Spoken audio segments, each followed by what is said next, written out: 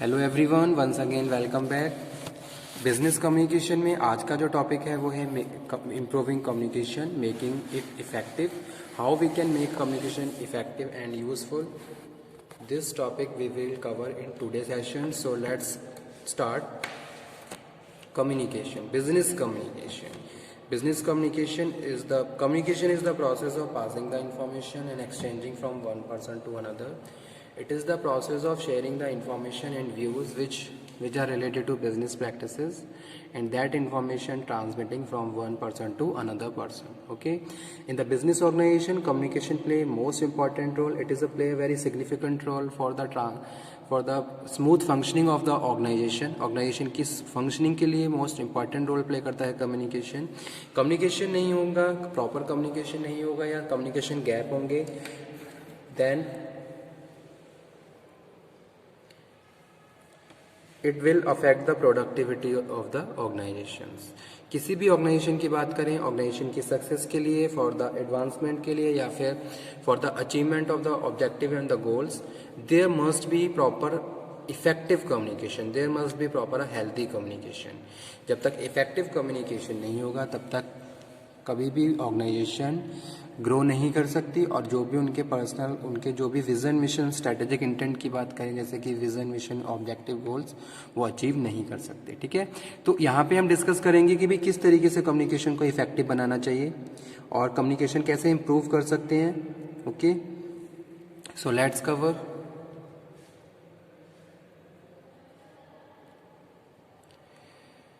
First of all, we have to understand what is the objective of communication. While you are communicating to other person in the organization, you are communicating, you transfer the information to their subordinate. First of all, you have to clear what is the objective of this communication. ठीक है, जब भी हम communication कर रहे हैं, किसी के साथ बातचीत कर रहे हैं, तो हमें ये क्लियर होना चाहिए कि भाई ये बातचीत हो क्यों रही है, इसके पीछे क्या ऑब्जेक्टिव है, what is the objective of that communication which you have made, जो आपने किया। ठीक है, जब आप ये क्लियर कर लोगे तो कहीं ना कहीं आपकी आधी प्रॉब्लम सॉल्व हो जाएगी और आप उस कम्युनिकेशन को बहुत ज़्यादा इफेक्टिव बना दोगे। ठीक है, क्योंकि अगर हमें खुद ही क्लियर नहीं है कि कम्युनिकेशन हम क्यों कर रहे हैं, तो कहीं ना कहीं हम उसको इफेक्टिव नहीं बना सकते। ठीक है, जब हमें ये क्लियर हो जाएगा कि भाई हम उसका ऑब्जेक्टिव क्या है, तो आप उसी हिसाब से उस मैसेज को कंसाइज करते हो, उसी हिसाब से उस मैसेज को इफेक्टिव बना के डिलीवर करते हो। तो फर्स्ट थिंग यही है, communication must be effective as well as you have to ensure that there must be no communication barrier in the organizations. ठीक है, आपको ये भी देखना है कि ऑर्गेनाइजेशन में कम्युनिकेशन बैरियर्स नहीं होने चाहिए।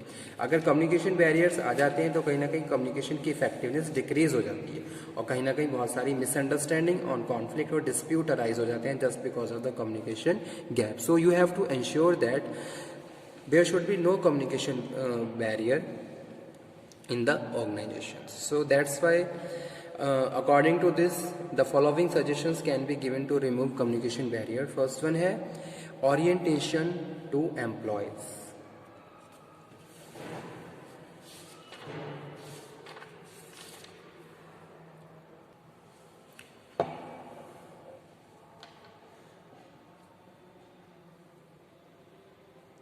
So many possible conflict and misunderstanding can be avoided by the providing the subordinate with the information relating to the company objectives, policies and procedures and the authority relations. Okay, so first of all, जो first communication skill है या फिर जो improving communication technique है वो है orientation to employees. If the employee facing any problem, first of all you have to listen, and अगर आप एज अ मैनेजर काम कर रहे हो या एज अ सुपरवाइजर काम कर रहे हो, तो सबसे पहले you have to listen very carefully which problem they are facing और उसके पीछे रीज़न क्या है। ठीक है, after that you can consult, you can guide with the help of the company objective, policies and procedures.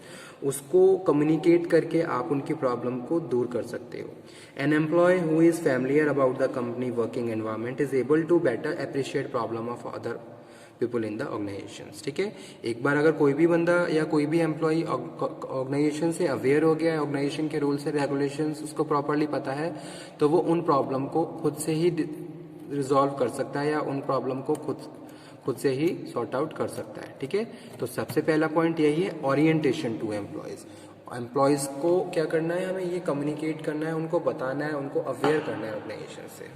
ठीक है, कि भाई ऑर्गेनाइजेशन की क्या पॉलिसी है, क्या प्रोसीजर है। क्योंकि कभी कभी ऐसा होता है हमें ऑर्गेनाइजेशन के बारे में नहीं पता है, लेकिन जब हम ऑर्गेनाइजेशन के बारे में जान जाते हैं तो हम अपने आप को उसी हिसाब से एडजस्ट कर लेते हैं, क्योंकि हमें पता होता है कि हमें ऑर्गेनाइजेशन में सर्वाइव करना है।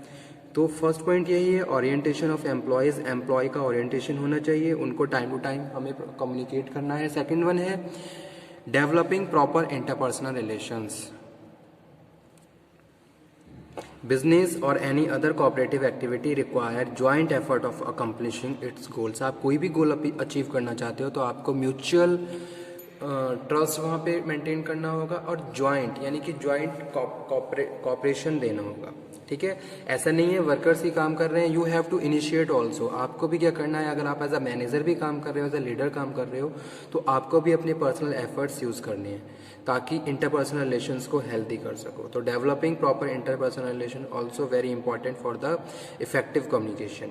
The need is there for develop proper relation between different people working in the organization. लोगों के साथ बातचीत, उनको अंडरस्टैंड करना, उनकी पर्सनैलिटी, उनको एटीट्यूड को अंडरस्टैंड करना। ठीक है, ये सारी चीज़ें तभी हो सकती हैं जब प्रॉपर कम्युनिकेशन है। Subordinates should be free and frank to transmit complete और correct information to the former. ठीक है, सबऑर्डिनेट भी फ्री हैं और वो इजीली अपनी बात को कम्युनिकेट कर सकें। तो इस तरीके से आपको वहाँ पे एनवायरनमेंट मेंटेन करना होगा, तभी वहाँ पे कम्युनिकेशन इंप्रूव हो सकता है, इफेक्टिव कम्युनिकेशन प्रोसीड हो सकता है। ठीक है, you have to while you are working as a manager you have to make your workers familiar। आपको उनको फैमिलियर बनाना है ताकि वो अपने कम्युनिकेशन के टाइम हेजिटेशंस को रिमूव करते हुए फ्रीली कम्युनिकेट कर सकें। ठीक है, और उनकी जो भी प्रॉब्लम है वो आपके साथ डिस्कस कर सकें। उसके बाद नेक्स्ट वन है प्रोटेक्टिव लिसनिंग। जो नेक्स्ट टेक्निक है वो है protective listening. Paying full attention to what is being said. अगर if someone is saying something then you have to pay attention what he and she is saying. Proper आपको सुनना है कि वो कह क्या रहा है। Allow the speaker to state his view point about the premature evaluation of the judgement. Okay, prerequisites for the effective communication, superior must develop their habit of patience listening। ठीक है, अगर आप ऐसा सुपीरियर काम कर रहे हो आपके अंदर पेशेंस लेवल आपका हाई होना चाहिए कि अगर कोई बात कह रहा है तो आप उसको प्रॉपरली सुनो, उसके बाद जाके उसको रिप्लाई दो। They should not too quick the evaluate the information before understanding it properly. जो भी इन्फॉर्मेशन आपने गैदर करी है उसको प्रॉपरली रिकॉल करिए, उसको प्रॉपरली एनालाइज करें, फाइनली तब जाके कोई डिसीजन मेकिंग करें। तो प्रोटेक्टिव लिसनिंग भी क्या है, कम्युनिकेशन को और ज़्यादा इफेक्टिव बनाती है। ठीक है, from the point of the receiver superior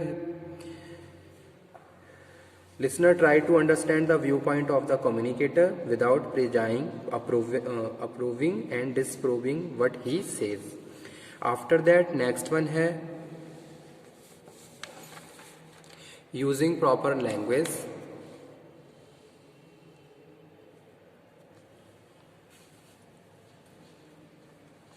in order that the communication may be clear and effective, it must be expressed in the language and transmitted in a way that can be easily comprehended by the receiver। in the intention, in the understanding of the receivers, you have to communicate in the same language। ठीक है, जिसमें receiver क्या हो, comfort हो।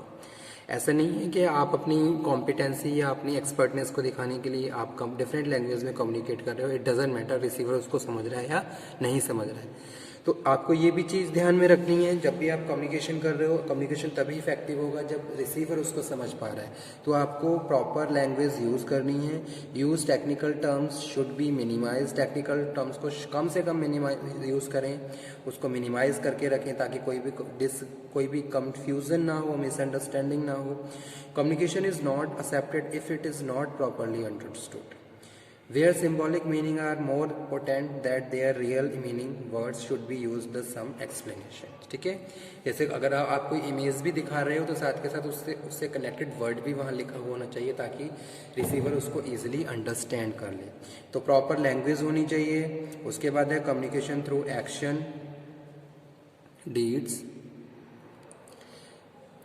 When a message is communicated without being action upon, it tend to distort. ठीक है, जैसे कभी कभी क्या होता है, मैनेजर कोई कम्युनिकेशन कोई इन्फॉर्मेशन दे रहा है, साथ के साथ उसकी बॉडी लैंग्वेज भी उसी टोन में क्या मूव हो रही है. ठीक है, तो ये आपके कम्युनिकेशन को और ज़्यादा इफेक्टिव बना देते हैं. जैसे कि facial expression, if someone is feeling very happy, then उसके फेशियल एक्सप्रेशन पे भी वो हैप्पीनेस दिखेगी. अगर कोई बहुत ज़्यादा अग्रेसिव है तो कहीं ना कहीं उसकी बॉडी लैंग्वेज और उसके जो फेशियल एक्सप्रेशन है वो भी इस तरीके से कम्युनिकेट करेंगे कि हाँ, ही एंड शी इज़ फेसिंग या feeling and he and she is in aggression and so इस तरीके से कम्युनिकेशन एक्शंस होने चाहिए और जो कम्युनिकेशन को और ज़्यादा इम्प्रूव कर देते हैं और रिसीवर को ईजिली अंडरस्टैंड करने में हेल्प करते हैं. उसके बाद है strategic use of grapevine. Next one है grapevine is an essential part of communication network in every organization. It suffers from number of limitations. Informal communication cannot be stamped out by the manager. Maximum use must be made of the informal communicators. Occasionally grapevine may be used to effect prompt actions. ठीक है, अगर आपके पास एक से ज़्यादा sources के through एक बार में इंफॉर्मेशन आ रही है तो आप इजीली वहाँ पे कोई डिसीजन मेकिंग कर सकते हो या फिर जो अर्जेंसी है उसके हिसाब से आप डिसीजन मेकिंग कर सकते हो. तो इस तरीके से आपको प्लानिंग करनी है कि स्ट्रेटेजिक यूज ऑफ ग्रेपवाइन.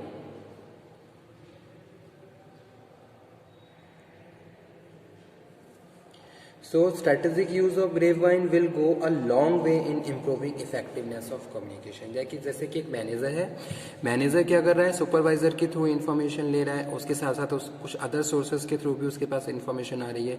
तो इस केस में वो ये एनालाइज कर पा रहा है कि हाँ, जो भी इन्फॉर्मेशन उसके पास आ रही है from the side of the supervisor, that is true, because उसने ऑलरेडी उसको दूसरे सोर्सेज टैली कर लिया और दोनों चीज़ें क्या है, सेम है. ठीक है, तो स्ट्रेटेजिक यूज ऑफ ग्रेपवाइन. उसके बाद नेक्स्ट है feedback. Feedback is very important in improving communication. Communication can be meaningful only when it is received as it was intended.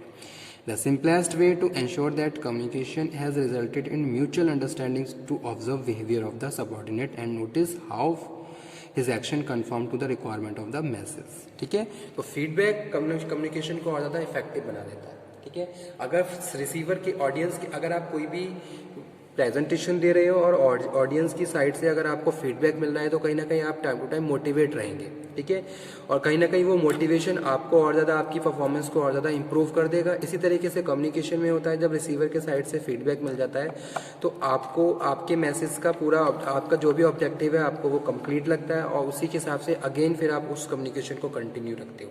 लेकिन अगर फीडबैक नहीं होगा तो एक टाइम के बाद आप बोर हो जाओगे और कम्युनिकेशन को स्टॉप कर दोगे और यहाँ कम्युनिकेशन गैप बन जाती है. ठीक है, तो वही चीज़ यहाँ पे हम डिस्कस कर रहे हैं कि भाई फीडबैक भी कम्युनिकेशन को और ज़्यादा इफेक्टिव बनाता है. तो आज का टॉपिक हमारा यही था जिसमें हमने डिस्कशन किया improving communication, making it effective. किस किस तरीके से बना सकते हैं. ओरिएंटेशन ऑफ एम्प्लॉयज़ होना चाहिए, प्रॉपर इंटरपर्सनल रिलेशन हेल्दी होने चाहिए, प्रोटेक्टिव लिसनिंग होनी चाहिए, यूजिंग प्रॉपर लैंग्वेज आपको यूज़ करनी है और कम्युनिकेशन थ्रू एक्शन और डीड होना चाहिए, स्ट्रेटेजिक यूज़ ऑफ ग्रेपवाइन होना चाहिए और फीडबैक होना चाहिए. Thank you. आज का सेशन यहीं पे फिनिश करते हैं. नेक्स्ट लेक्चर में नेक्स्ट टॉपिक डिस्कस करेंगे. And if you have any problem in this topic then you can again discuss. आप मुझे कन्वे कर दीजिए ताकि आपकी प्रॉब्लम को मैं टाइम पे सॉर्ट आउट करता रहूँ. ठीक है, okay student, thank you very much. Thanks.